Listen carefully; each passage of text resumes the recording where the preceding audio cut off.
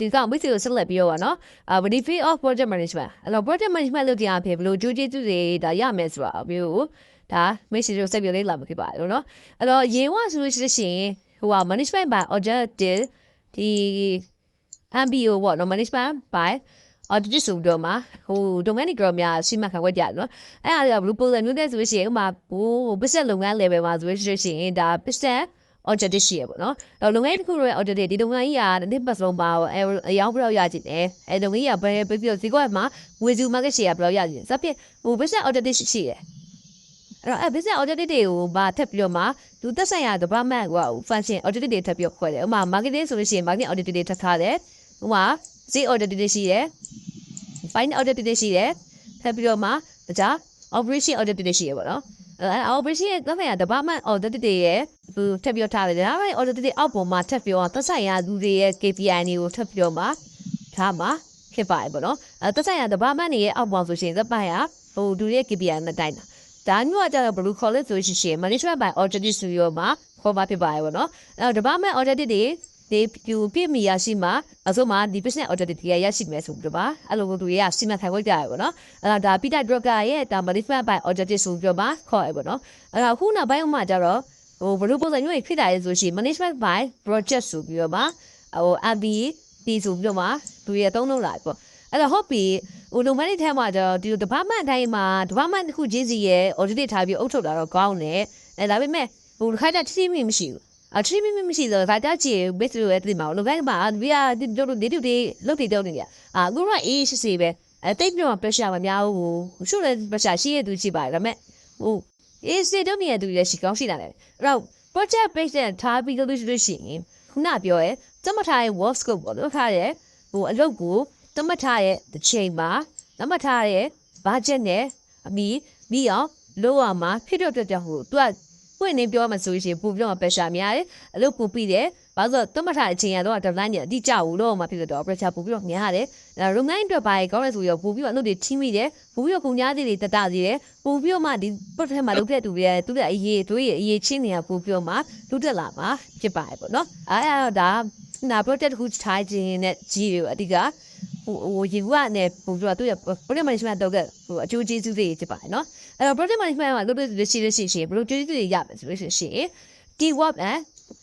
and go organize in one place ပေါ့နော်အဲ့တော့အယူအဆလို့ရှိရင်ဟို department တစ်ခုရဲ့ group တစ်ခုရှိမှာပဲဒါပေမဲ့ဟို general ကြတဲ့ပုံဘူးပေါ့နော်ဘုံပန်းနိုင်မရှိဘူးအဲ့တော့ project management တော့ဖြစ်ဖြစ်ချင်း department တွေက project management ဆိုတော့ department တွေကလူတွေခြားတဲ့ပုံမှန်လူတွေက group ပေါင်းစုပြီးတော့တင်းတစ်ခုအနေနဲ့ group တစ်ခုတည်းချပြီးတော့မှလှုပ်ဆောင်ရတဲ့ဟိုပုံစံမျိုးဖြစ်တဲ့ကြောက်ဖို့အကုန်လုံး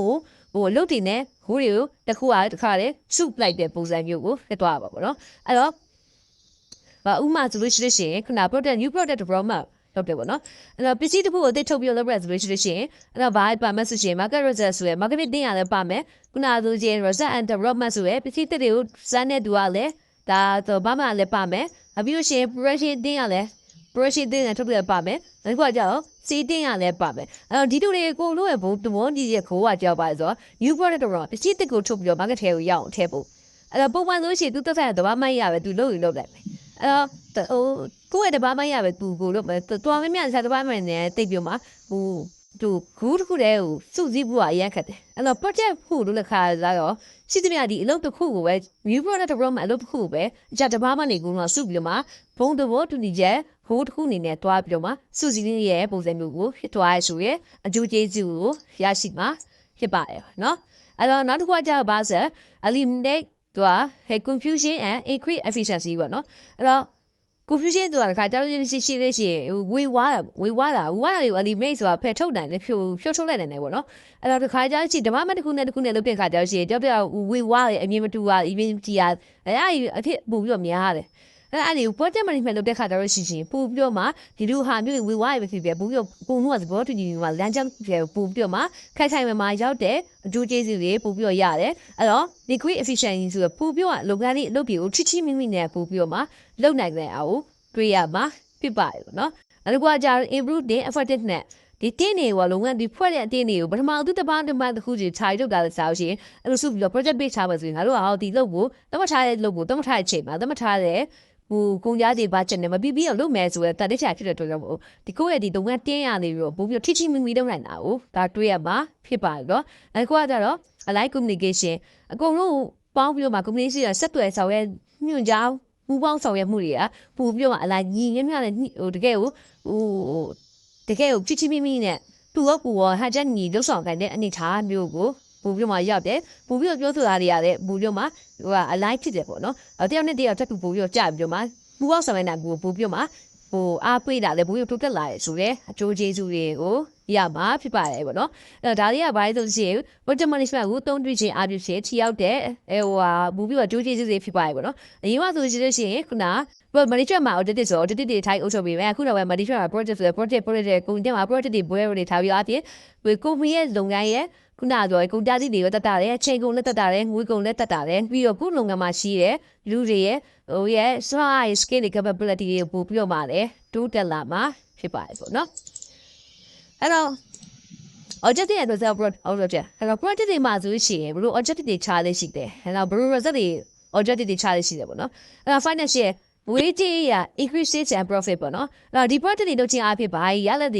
ယ်ဆိုရှင်ဘူးကရောင်းနေပို့တက်တာလဲဒါကအမြက်တွေပို့ရတယ်ဆိုရင်စသဖြင့်ဒါမျိုးငွေကြီးရ financial တွေရလာတယ်ထွက်လာတယ်ဒါက operation ရ